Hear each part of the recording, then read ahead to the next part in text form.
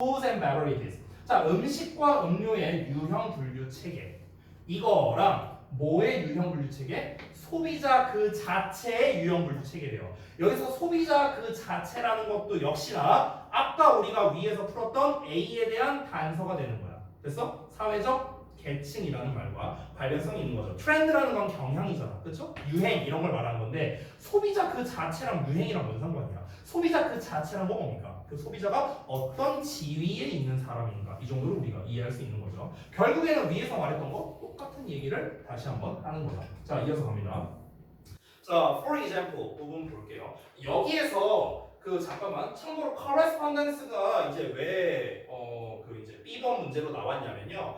지금 이게 차이가 있느냐 아니면 연관성이 있느냐 이걸 물어보는 거잖아. 지금 B번에서는. 그런데 여기서 그러나가 나왔으니까 이제 낚시하는 거야. 그러나가 나왔으니까. 됐어? 그러면은 사실은 이게 correspondence가 답이냐 아니면 this paries가 이제 답이냐 이거는 또 뒷내용을 봐야 알 수 있는 거야. 확실하게 알려면요. 그럼 뒷내용에 또 뭐가 나와야 돼? 역시나 이게 맞구나 라는 말이 나오면은 그러면 correspondence가 답이 되겠죠. 그렇죠? 뒷내용을 볼까요? For example. 예를 들어서 18세기 유럽에서는요. 커피. 자, 음식에 대한 예시 나왔어요. 음식. 커피는 여겨졌습니다. dominant 부르주아. 야, 지배적인 중산층이래. 이거 뭡니까? 사회적 계층 아니에요? 그쵸? 커피라는 건요. 중산층 그 부르주아의 음료로 여겨졌대요. 음식과 계층이 관련성이 있잖아. 그러니까 B번의 correspondence가 정답이 되는 거야. 이해됐어? 자, 반면에 초콜릿은 귀족적이었답니다. 귀족적이란 말도 어때요? 얘도 음식이고 귀족적이라는 것도 계층 말하는 거잖아. 그렇잖아. 그럼 여전히 위에서 말했던 거 어떻습니까? 지금 음식이나 음료랑 그리고 소비자 그 자체, 즉 계층과의 관련이 있는 거잖아요. 차이가 있는 게 아니라. 맞습니까? 그렇기 때문에 역시나 correspondence가 정답이다. 오케이? 자, 그 다음에 넘어갈게요. 지금 계속 똑같은 얘기야. 이 글은요. 계속 뭡니까? 이 둘이 관련성이 있다. 계속 얘기하는 거야.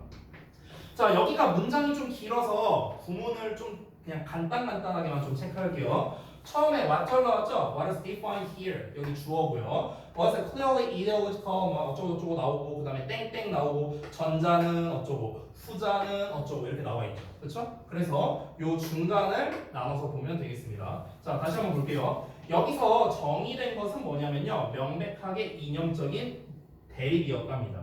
자, 그럼 여기에서 전자는요. 전자는 뭐냐? 아까 위에서 말했던 커피야. 커피. 됐어? 잠깐 봐봐. 아까 여기서 뭐라고 했냐면 커피는 지금 부르주아, 그러니까 중산층이야. 쉽게 말하면. 그러니까 중산층 음료였는데 초콜릿은 귀족이 먹는 거예요. 그렇죠?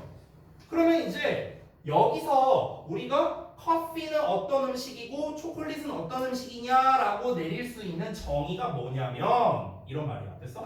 그 정의가 뭐냐면 명백하게 이념적인 대립이었대요. 근데 이념적인 대립이라고 하면 말이 좀 어렵잖아. 그래서 부연 설명하는 거야. 즉 전자는 커피는요. A work as stimulating the mind. 자, 어떻습니까? 마인드를 각성시키고 stimulate 자극을 해요. to work. 그래서 일하게 만들고 그리고 생산적이게 만든다는 거야. 그러니까 중산층이 먹는 음식이라고.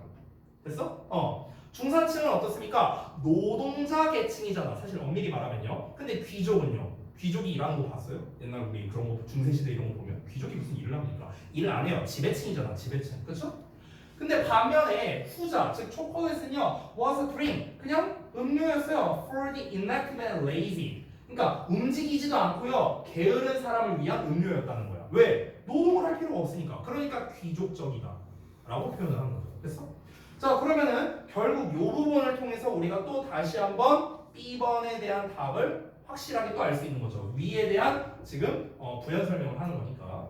자, 이어서 갑니다. 자, 이번에는 또 however가 나왔네요. 그러나 in the following century, 그 다음 세기에는요. 여기서의 however는 진짜 역접이에요. 그러나 커피가 had already become a popular beverage. 자, 인기 있는 음료가 되었답니다. 프랑스에서는요. 마치 뭐 한 것처럼 폴란드와 영국에서 그랬던 것처럼 이렇게 나와 있습니다. 자, 여기에서 이제 그 아까 C에 대한 거를 좀 하기 전에 앞서서 요거를 마저 하고 C로 다시 올라가 볼게요. 자, 여기서는 아까 말했다시피 정확한 역접이었어요. 앞에서는 뭐 나왔습니까? 커피나 초콜릿은 분명하게 계층에 따라서 먹을 수 있는 음식이었다. 특정 계층만 먹을 수 있는 음식이었다라고 했는데 이제 시대가 좀 변하게 되면서 이제 누구나 먹는 이제 음식이 되었다라는 거겠죠. 여기서 구문적으로 봤을 때 잠깐 말하자면요. 여기서 had를 제가 대동사라고 써놨죠. 앞에 나오는 had에 대해서 받아주는 겁니다. 원래 우리가 이 as라는 게 뭐뭐 하듯이 또는 뭐뭐처럼이라고 해석될 때요. 동사 주어 형태로 도치를 많이 시켜요. 특히 주어가 길 때. 그래서 이런 경우에 좀 도치를 많이 시킵니다. 그래서 여기서 t가 주어예요. 이 t가 주어야. 이 had가 동사고. 됐어? 이 had는 뒤에 뭡니까? had become a popular beverage. 이 부분이죠. 이 부분이 다 생략되어 있는 겁니다. 즉 네덜란드와 영국에서 차가 인기 있는 음료가 된 것처럼 이런 말인 거야. 됐죠? 자, 일단 내용을 다 봤는데요. 다시 C 부분으로 돌아가 볼게요. C 부분. 자, C에서 안티테시스라고 나와 있죠. 안티테시. 그래서 얘가 이제 대립이라는 형태로 나왔는데 어디 갔냐? 원래? 여기 이념적 대립이라고 했는데 그럼 왜 대립이라는 표현을 썼겠느냐? 여기서 affinity는 무슨 뜻이에요? C에 나와 있는 거. affinity? 애정이야, 애정. 이거는 알겠죠? 어떤 애정을 갖는 뭐 그런 거. 자, 그러면 이제 애정이냐 대립이냐라고 볼 수 있겠는데 봐봐. 여기서 정의된 것은 명백한 이념적인 어떤 그런 애정이었냐 아니면 대립이었냐 서로 반대되는 말이 되는 거겠죠. 이념적으로 차이가 있냐 아니면 똑같냐 이걸 보면 되는 거예요. 쉽게 말하면. 근데 이념적으로 똑같으면은 계층을 분리할 이유가 있겠냐? 이유가 없잖아요. 이념적으로 다르니까 이거는 중산층이 먹는 거, 이거는 귀족이 먹는 거 이렇게 나눴을 거 아니야. 그럼 당연히 대립이라는 요소만 정답이 될 수밖에 없겠죠. 그렇죠? 그래서 정답이 3번이 된다. 이렇게 정리할 수 있겠습니다. 결국 이 글을 정리하자면요. 이겁니다. 18세기의 음식 분류 체계랑 그 소비자 그 자체의 분류 체계는 관련성이 있다라는 거죠. 그렇죠? 즉 더 쉽게 말하면요. 음식은 계층에 따라서 이제 소비되는 게 달랐다는 거죠. 18세기에는요. 근데 후에는 이제 커피를 기준으로 말하자면 대중화가 일어났다. 뭐 이 정도로 내용을 정리할 수 있겠습니다. 그렇죠? 자, 그 다음에 아까 몇 번이라고 했죠? 5번이라고 했나 아까? 누가 5번이라고 했나? 5번 맞냐? 아까 6번 모르겠던 친구들 6번은 들었고 3번, 5번, 6번이라고 들었던 것 같은데 아니야? 5번 문제 없어? 아까 누가 5번 말하지 않았냐? 했었는데 문제인 것 같아요. 알았어요. 그러면은 6번 볼게요. 아, 나 진짜 알아서 좀만 쉬었다 할게.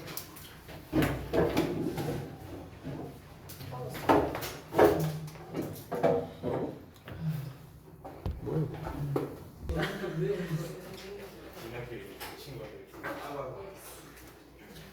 아까 이거 받았으니까 이상 친구 주였고 야 표지 요 쌤이 만드셨죠? 아니 표지 내가 만들었는데 근데 이 색깔이 만드냐 전에 게 마음에 드냐? 전에 거 파란 거 있잖아.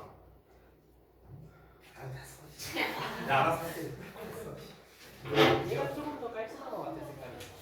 4번 적어주시죠. 4번? 4번? 4번. 아 4번도 좀 어렵긴 했어. 4번 한번 보자고요.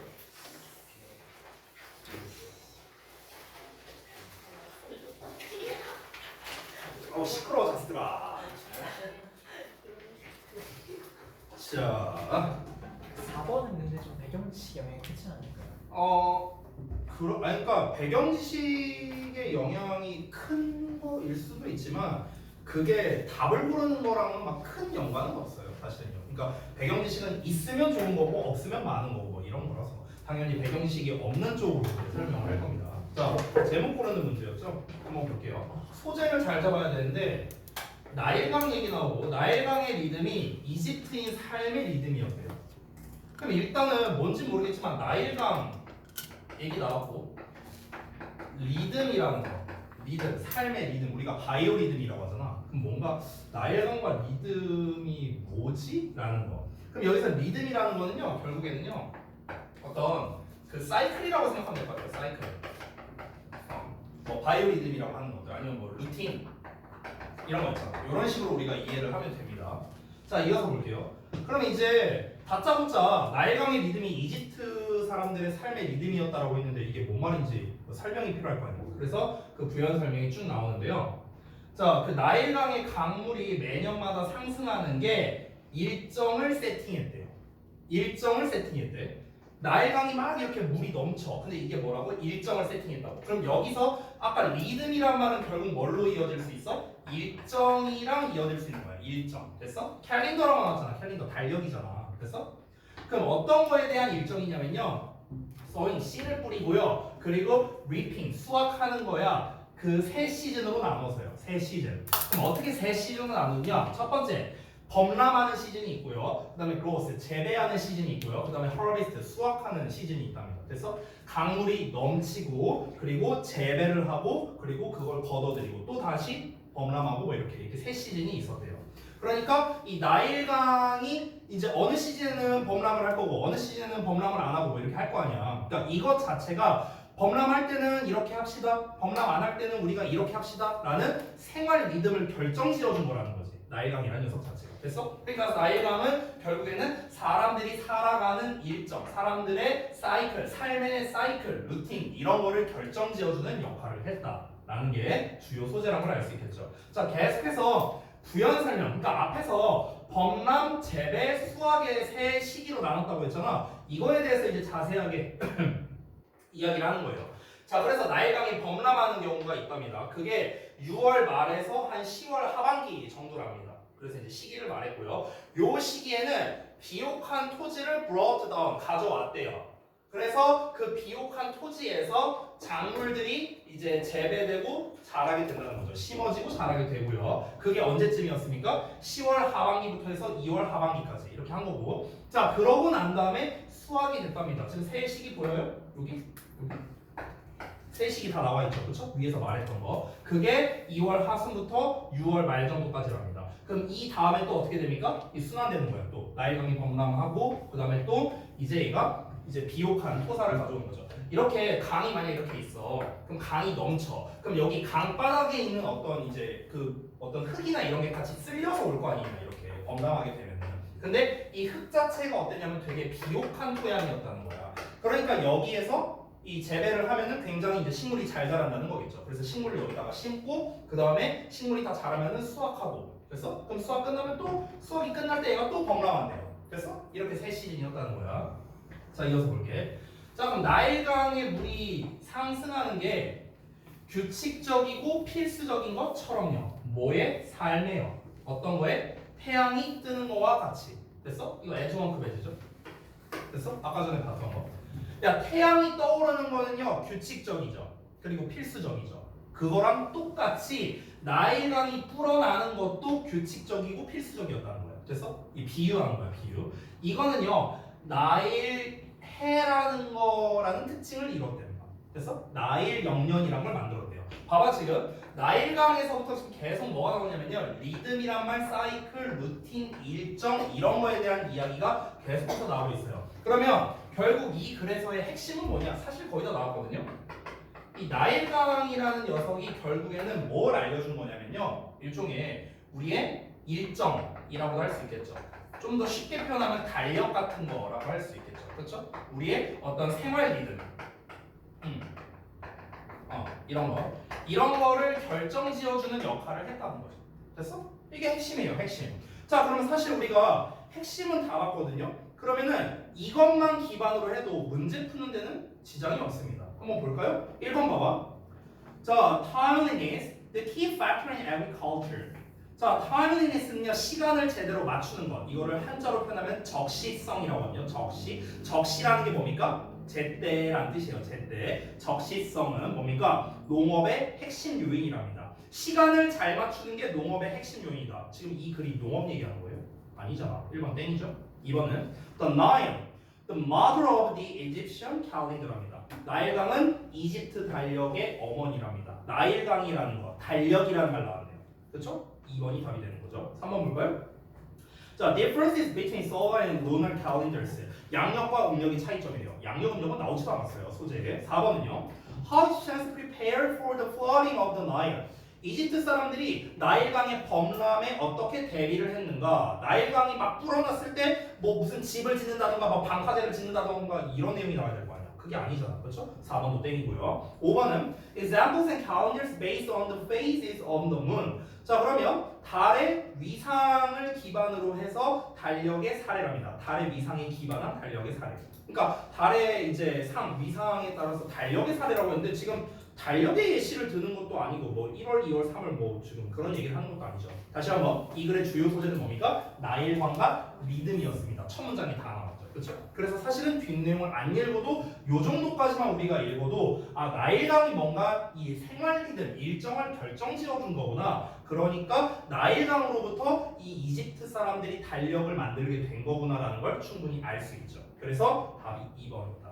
유정이 됐어요? 오케이. 자, 그 요약문 한번 보여주시면. 아 요약문이요? 아 요약문은 저거 뭐야? 이거 말고요. 어디 갔냐? 저기 내가 그 교사용 그 답지로 보여줄게요. 답지. 잠깐만. 어디냐? 여기 답지. 4번 요약문이요? 아니면 전부 다? 4번. 4번이요? 이렇게 썼습니다.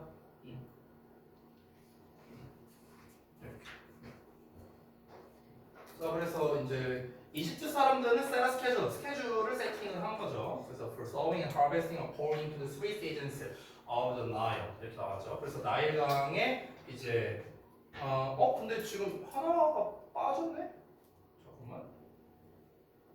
지금 그러니까 파종하고 수확하는 거가 나왔는데 맞구나. 소리 내가 잘못 읽었구나. 파종과 수확의 일정을 정했다. 맞죠? 나일강에 이제 그 새 시즌, 새 절기에 따라서 파종과 수확의 시기를 결정했다. 맞죠? 근데 이제 그게 범람이랑 이제 재배하는 거랑 수확이 되는 건데 그리고 그것이 어떤 결과를 낳았냐면은 이집트 캘린더의 초창기 버전을 만들게 되었다. 이렇게 나온 거죠. 그렇죠? 특히 계속적용법이 이렇게 나왔을 때요, 이제 어떤 결과를 말할 때 얘가 거의 한 세트인 것 같아요. 거의 한 세트. 그래서 왜냐면 result in 뒤에는 결과가 나오잖아. 이런 결과를 낸다는 뜻이니까. 그래서 이 콤마 which result in은요 사실상 therefore랑 같은 의미라고 보시면 될 것 같아요. 따라서 어떤 결과를 낸다. 그래서 이런 식으로 보통 많이 쓰입니다. 자, 다 되셨으면은 넘어갈게요. 아까 5번 괜찮다고 했죠? 그럼 6번 볼게요.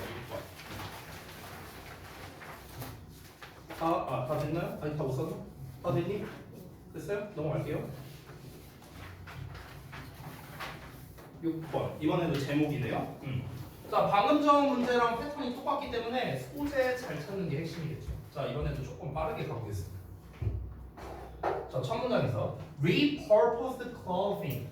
자, purposed는 목적에 맞게끔 된 건데 repurposed니까 재목적이잖아. 다시 목적이잖아. 그럼 다시 목적이라는 건 뭐냐면 원래 목적이 아닌 다른 목적에 맞게끔 이렇게 해석하면 되는 거야. 그래서 다른 목적에 맞게끔 만들어진 옷이겠죠. 이 옷은요 훨씬 더 많은 복잡한 이야기를 말해준답니다. 뭐보다요? 세컨핸드보다. 그러니까 세컨핸드라는 거는 중고죠. 그래서 왜냐면 손을 두 번째로 거친 거니까. 그래서 중고의 garments보다 의류예요. 의류 garments라는 거. 그래서 중고 의류의 그거 즉 이야기보다. 그래서 자 그러니까 여기서 말하는 거는요. 이 컴플렉스 테일이 뭔지를 좀 잘 이해해야 됩니다. 지금 두 가지를 비교한 거죠. 그러니까 다른 용도에 맞게 고친 옷이라는 건 예를 들어서 우리가 리폼한 옷 뭐 이런 거지 않을까요? 리폼을 했다거나 아니면 업사이클을 했거나 뭐 둘 중 하나겠죠. 이게 중고 옷이랑 비교했을 때보다 더 많은, 그러니까 더 복잡한 이야기를 말해줄 수 있대.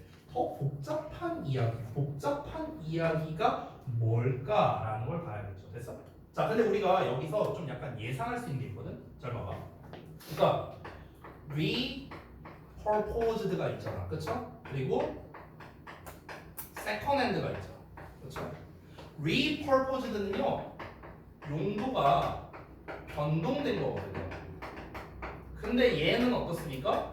용도가 변동된 게 아니죠, 그렇죠? 그러니까 우리가 지금 두 개를 비교했을 때 차이점을 보자고요. 얘는 용도가 바뀐 건데 얘는 용도가 안 바뀐 거예요. 그래서 내가 예를 들어서 입고 있는 옷이 있어. 근데 내가 이거를 리폼해갖고 빤스로 만들었어. 그럼 그럼 용도가 바뀐 거잖아, 그렇지? 이게 repurposed야. 근데 내가 이거 옷을요, 뭐 예를 들어서 줬어, 동석이한테 줬어. 그래서 네가 입었어. 그럼 이건 용도가 바뀐 건 아니잖아. 그냥 중고가 돼버린 거죠. 됐어? 그러니까 우리가 차이점을 볼 때는요, 지금 용도의 변동 차이가 있냐 없냐로 접근하면은 좀 더 수월하게 글을 읽을 수 있을 겁니다. 자, 일단은 복잡한 이야기라는 게 뭘까 한번 가볼게요. Until recently. 자, 최근까지 의류는요. 어떤 의류냐? They were extensively altered 어쩌고 저쩌고 나왔어요. 여기까지가 한 덩어리. 자, 그러면은 크게 변형된 옷이랍니다. 뭐로부터요? 그들의 원래 형태로부터. 그럼 여기서 말하는 clause는 어떤 옷입니까? repurposed겠죠. 그렇죠? 원래 형태로부터 크게 변형됐대잖아. 그러면 변형됐다는 건 용도가 바뀌었다는 거잖아. 그렇죠? 자, 이런 옷은요.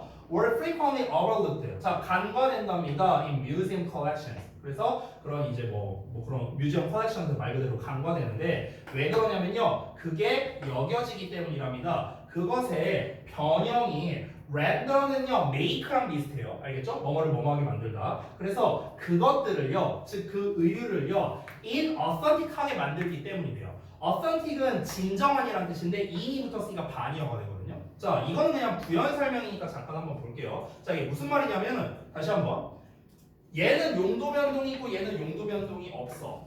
근데 이제 용도 변동을 한 요 놈은요 박물관에서는 취급을 안 했다는 거야. 그래서 즉 업사이클 됐거나 리폼 됐거나 이런 거는 취급을 안 했대. 왜? 정통성이 떨어진다 이거야. 정통성. 그래서 그런 측면에서 이제 사람들이 이제 그 박물관에서 이런 데서 취급을 안 했다는 거죠. 그렇죠? 자, 근데 다음 내용 볼게요. Today however야. 아까 보면요 최근까지는 이랬다고 했잖아. 그렇죠? 그럼 이거를 읽었을 때 우리는 뭘 생각할 수 있어야 되냐면요 통념이라는 걸 생각할 수 있어요. 왜? 야, 최근까지는 리폼된 옷은 취급 안 해줬어. 이런 말이잖아. 그치? 그러면 이걸 반대로 말하면 뭐야? 최근까지 안 그랬다는 거는 그럼 반대로 최근 들어서는 취급을 해주는구나. 이거랑 똑같은 말이죠. 그러니까 뒤에 자연스럽게 however 나오는 거야. 오케이? 그러나 오늘날은 어떠냐면요 그러한 물건에 대한 분석이래. 그럼 그러한 물건 뭡니까? repurposed죠. 그렇죠? 그 변형된 물건은요. 누구에 의한 거냐면요. 뭐 이런 사람에 의해서 만들어진 거랍니다. 뭐 패션 큐레이터라고 나와 있는데 뭐 어쨌든 중요하지 않고요. 그런 물건에 대한 분석이래요. 자, 뿐만 아니라 as well as the embrace 어쩌고 저쩌고 해갖고 또 이 by 이하가 이만큼이 또 수식을 하는 거야. 주어가 엄청 길죠? 그러니까 여기까지가 주어 부분이야. 여기까지가. 정확하게 주어를 찾으라고 하면은 analysis가 주어가 되는 거야. 그래서 have 복수형 동사 나온 거고. 됐냐? 자, 그럼 다시 한번 볼게. 그러면 repurposing techniques니까 말 그대로 다른 목적으로 만든 그런 그러니까 다른 목적, 다른 용도로 바꾸려고 할 수 있는 그런 기술. 그 기술을 수용하는 것뿐만 아니라 그러한 물건에 대한 분석은요. have imbued altered objects with newfound significance라고 나와 있습니다. 자, 뭔가를 불어넣는답니다. altered objects. 그 바뀐 물건을요. 어떻게? 새로 발견된 의미를 불어넣어 줬다는 거예요. 그러니까 쉽게 말하면 뭐냐면은 원래는 얘는요. 박물관에서 취급을 안 해줬어. 아예 이거 용도 바뀐 거잖아. 이게 정통성이 떨어져. 취급을 안 했는데 오늘날은 아니야. 얘가 새로운 의미가 부여된 거야. 이거 가치가 있는 거야. 이런 식으로 취급이 바뀌었다는 거예요. 쉽게 말하면. 됐어? 이 중간 내용은 다 필요 없어요. 뭐 누구에 의해 만들어진 거냐. 이게 뭔 의미가 있어. 이건 중요하지 않아. 중요한 건 뭡니까? 얘가 원래는 가치가 없다고 됐었는데 나중에 가치가 생겼다고. 이거잖아요. 쉽게 말하면요. 자, 그러면 다음 내용 한번 보겠습니다. 제가 방금 전에 이제 말한 내용을 여기다 패러프레이징을 해놨는데요. 그냥 쉽게 말하면 뭡니까? 인식이 바뀌었다 이거예요. repurposed 아이템에 대한 인식이 변화되었다. 원래 취급 안 했다가 가치 없다고 판단했다가 가치가 있는 것으로 변화되었다라는 겁니다. 자, 근데 우리 지금 기억해야 되는 게 한 가지 있어. 글의 흐름대로 일단 가고 있는데 첫 문장에 뭐라고 했었지? 얘랑 얘를 비교했을 때 얘가 더 이야기가 복잡하다라는 얘기를 했잖아. 그렇죠? 요걸 좀 기억하고 가야 됩니다. 자, 근데 어쨌든 핵심은 뭡니까? 용도 변동된 놈에 대한 인식이 바뀌었다라는 거. 여기까지는 일단 왔어요. 됐죠? 자, 가볼게요 또. 자, search clothing부터.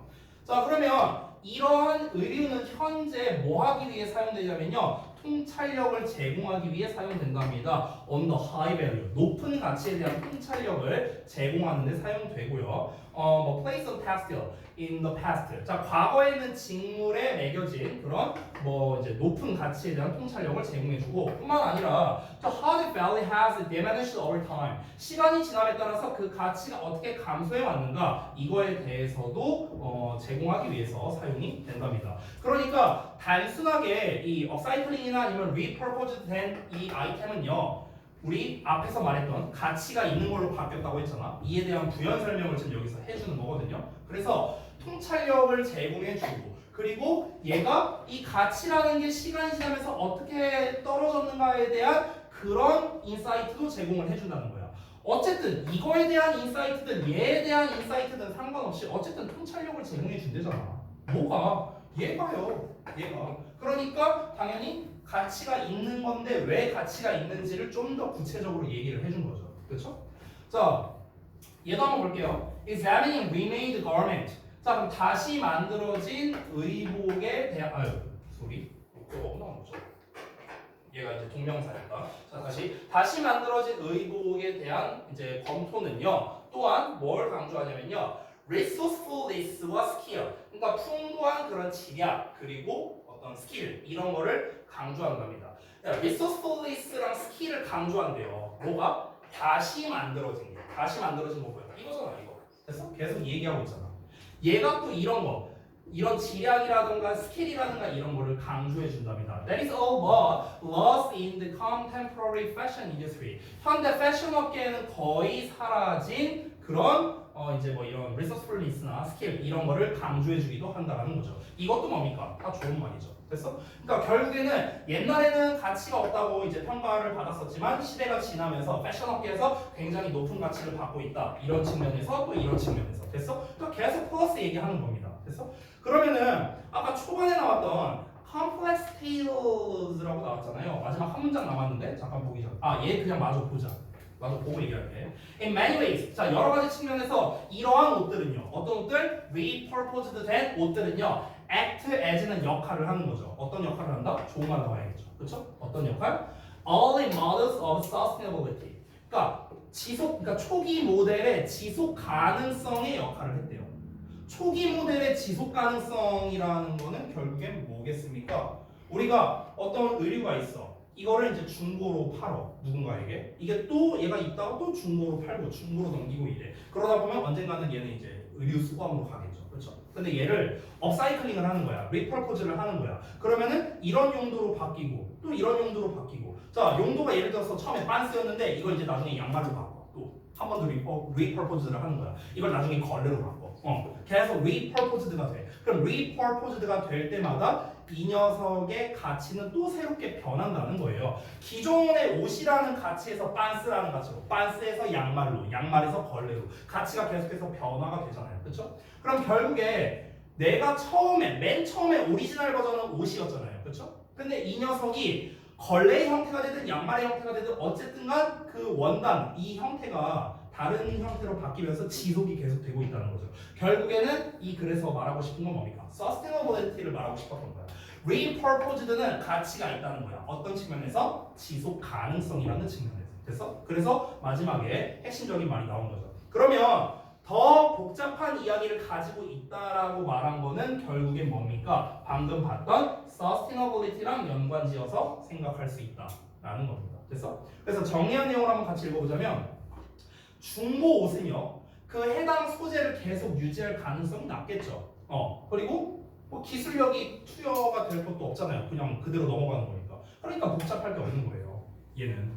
근데 repurposed는 어떻습니까? 소재를 계속 유지할 가능성이 있죠. 업사이클링을 하니까요. 그리고 기술력을 지속해야겠죠. 기술력을 지속한다는 건 무슨 말입니까? 당연히 다른 용도로 바꾸려면은 소재주가 있어야 될 거 아니야. 뭔가 기술력이 있어야 다른 용도로 바꿀 거 아니냐. 그러니까 당연히 중고 옷에 비해서 사람들의 아이디어라든가 기술력이라든가 이런 인력이 투자가 되겠죠. 그러니까 당연히 더 복잡할 수밖에 없다는 거예요. 쉽게 말하면. 됐어? 그러니까 얘가 더 많은 스토리를 가지고 있다는 거죠. 그게 첫 문장에 나왔던 complex tale, 이 녀석을 말하는 겁니다. 만약에 나였다면요, 이거를요, complex tail 있는 그 문장 있죠, 첫 문장. 여기에다 밑줄 쳐놓고 함축의 밑줄론으로 냈을 거예요. 만약에 내가 출제를 했다. 됐어? 어찌됐든가. 자, 그러면은 이 글의 제목으로 적절한 거를 골라야 되는데 일단 핵심적인 말은 뭡니까? 용도가 변동된다는 말 나와야겠죠. 그렇죠? 이거 뭐가? 의류가 용도가 변동된다. 근데 이게 어떻다? 가치를 가지고 있다고요. 그래서 이게 핵심인 거죠. 그렇죠? 그럼 이 말의 의미를 가지고 있는 거는 2번밖에 없습니다. 2번밖에. 나머지를 볼까요? 1번은 Fashion trend towards sustainability. sustainability 나왔으니까 그럴듯하죠? 근데 fashion 트렌드가 틀렸죠. 패션 유행을 말하는 게 아니잖아. 그렇죠? 땡이고요. 2번은 repurposed garments. 핵심 소재 나왔고요. with new value. 새로운 가치를 가지고 있는 그러니까 그 용도 변동이 된 의류. 얘가 정답이 될 수밖에 없겠죠. 3번은 reused clothing. 여기까지는 맞아요. 근데 뒤에 뭐랍니까? 환경과 반대된답니다. 환경 얘기 안 나왔죠? 땡. 4번 볼게요. Past perspectives on repurposed clothing. 자, 그러면 어떻습니까? 역시나 용도 변동이 된 의류에 대한 과거의 관점이라는 겁니다.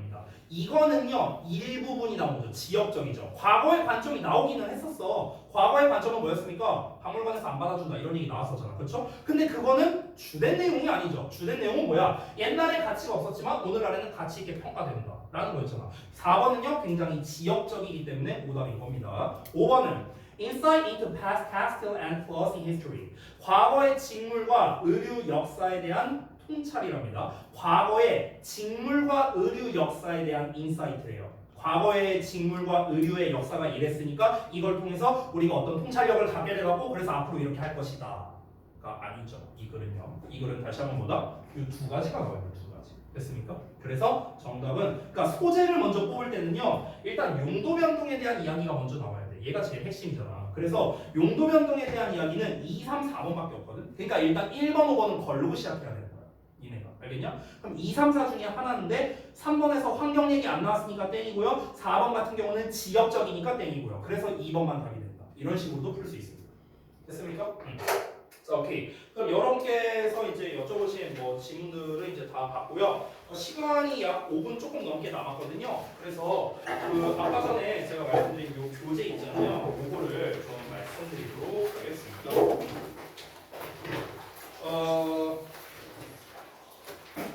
숙제를 좀 미리 말을 해줄게요. 아 맞다 참 여러분한테 질문하고 싶은 게 있어요. 그 니네 고3 선택 과목 그거 신청했죠? 혹시 고3 1학기 때 영어 신청 안 한 사람 있냐?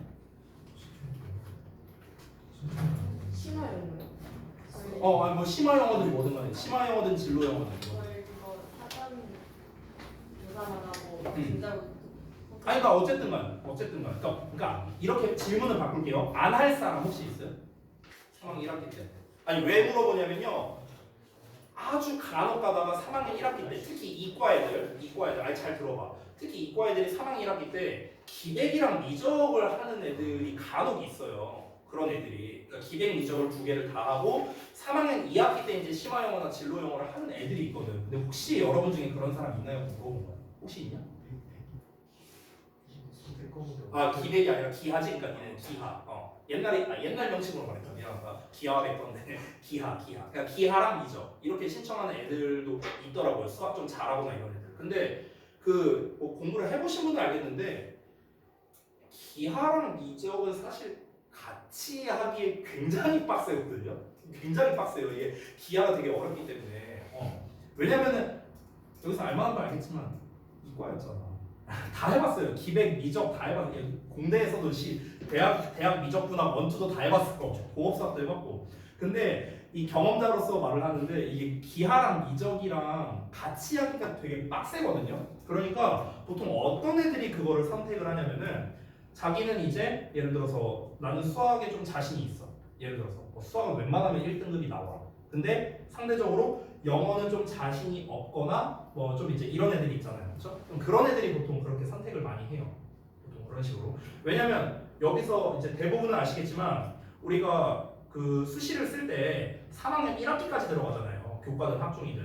3학년 2학기는 재수생만 이제 해당되는 거죠. 재수생만 다 아시죠? 그러다 보니까 이제 자신이 좀 그래도 그 진로 선택 과목이나 아니면 일반 그 선택 과목에서 그래도 이제 진로 선택 과목이면 ABC로 하고 그다음에 일반 선택 과목은 이제 등급으로 하잖아요. 그러니까 어쨌든 내가 등급이 됐든 뭐 ABC가 됐든 간에 그래도 좀 좋은 결과를 받을 수 있는 쪽을 보통 3학년 1학기 때 선택을 많이 한단 말이야. 그렇지? 그리고 학종 막판이다 보니까 아무래도 그때는 애들이 자기 특히 이제 공대 애들, 그러니까 이공계 애들이 자기 진로에 맞춰서 이렇게 선택을 하는 애들도 좀 많이 있어요. 뭐 예를 들면은 2학년 때는 물리를 안 했었는데 갑자기 3학년 때 물투를 신청한다든가 이런 사례도 간혹가다 있어요. 그거는 진짜 좀 망테크트리가 될 수도 있는 건데 아무튼간 뭐 이제 그 얘기는 됐고 그래서 이제 정리하자면 혹시 본인은 심화영어나 진로영어 3학년 1학기 때 어쨌든 영어 과목을 수강을 안 하겠다 하시는 분? 선생님 저 사전조사할 때는 심화영어 아니고 저는 기아 선택하긴 했어요.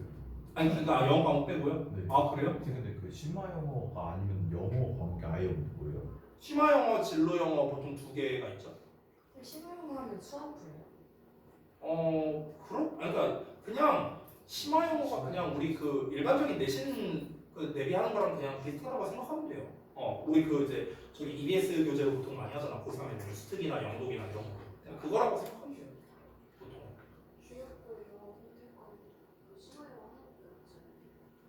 아 그래 니네 진로영어 없어요?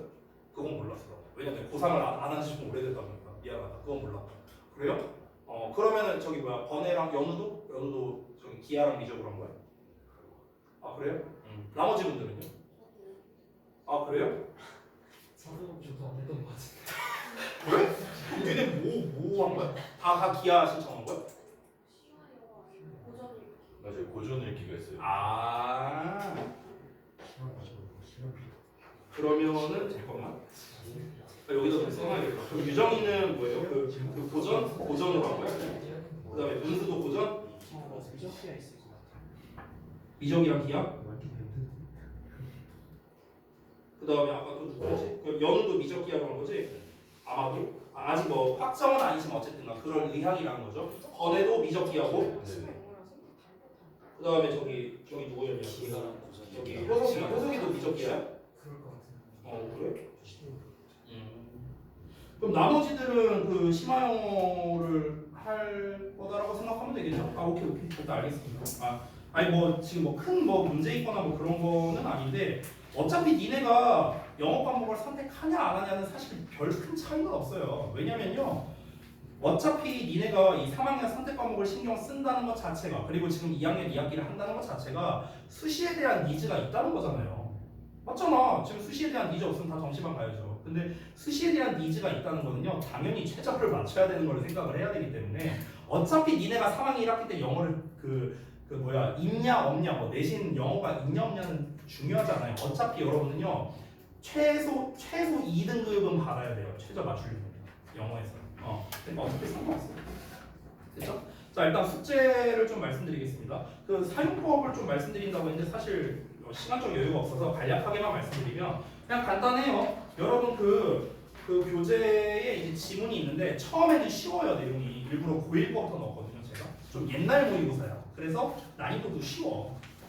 근데 이제 이거는 이 글의 난이도 자체로서 하려고 한 게 아니라 이제 이런 과정으로서 이제 요약을 한다라는 걸 좀 여러분께 좀 한번 연습시키고 싶어갖고 일단 좀 일부러 쉬운 거부터 넣은 거예요. 그래서 이제 조금씩 이제 빌드업이 이제 되다가 이제 고2 모의고사, 고3 모의고사 이런 식으로 이제 쭉 나옵니다. 뒤로 갈수록요. 그래서 그 제가 써놓은 이제 빈칸을 좀 채운다 쪽으로 여러분께서 한번 해보시면은 좋을 것 같고요. 다음 시간에 오시면은 제가 이거에 대한 답지를 드릴게요. 답지를 드릴 테니까 그거 보면서 여러분께서 이제 추가로 채점까지 하시면 되겠습니다. 그래서 21번부터 40번까지 있거든요. 지금 그게. 그래서 잠깐만 숙제를 좀 드릴게요.